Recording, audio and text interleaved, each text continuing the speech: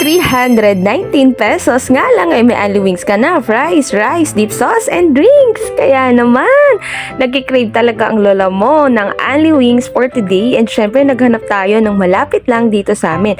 And bukod sa only wings na, may only fries din, cheese sticks, and drinks. O, diba, napakarami. Kaya tingnan mo, lola mo, sarap na sarap. O, diba? Kaya tara, dito na tayo. Kaya dalhin mo na dito si Jowa, mga barkada, and pamilya para siguradong solve ka.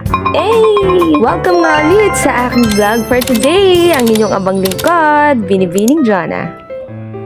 Isa ka rin ba sa mga nagkikrave ng only wings for today? Now, welcome to Chicken Wings na matatagpuan nga lang yan dito sa Barangay Baysa.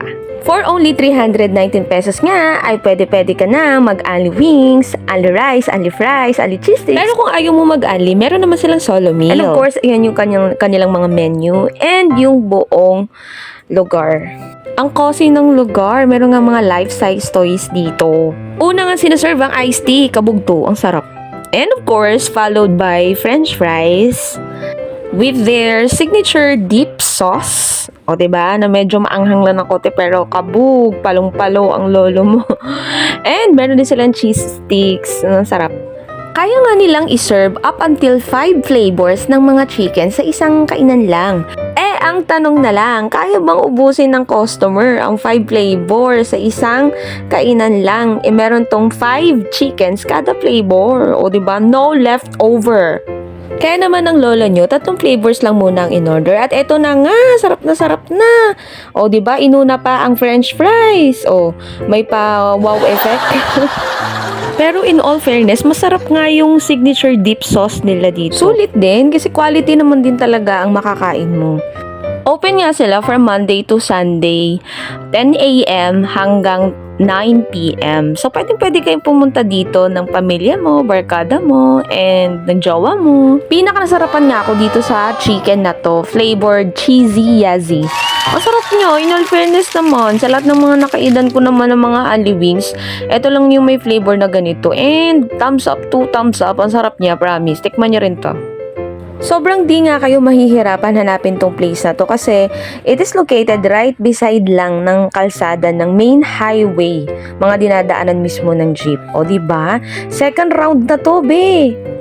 Second order ko na to and yet, di pa rin ako busog. O, diba? Ang takaw ng lola mo. Mapapaulit-ulit ka naman talaga kasi sa sarap ng mga pagkain dito. O, diba? O, kabog. Parang nagmumukbang ang peg ko dito kay Neme. Pero in all fairness, na-enjoy ko talaga yung kain ko today. O, diba? Kitang-kita naman sa facial reaction ko dyan. Super happy talaga ako kapag nakaka-discover ako ng mga kainan.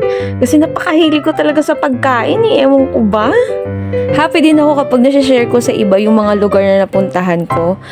Kasi para mapuntahan din nila, para ma-experience nila kung ano yung mga na-experience ko, diba? Kumain ka! Huwag ka mag-ipon! Tularan mo ko!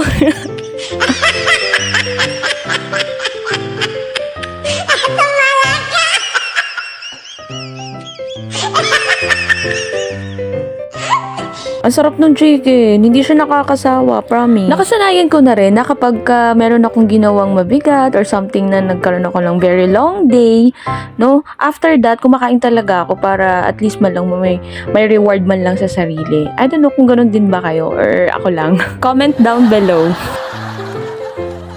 And that will be all for my vlog today. See you on my next vlog. Peace and let us all spread the love. Bye!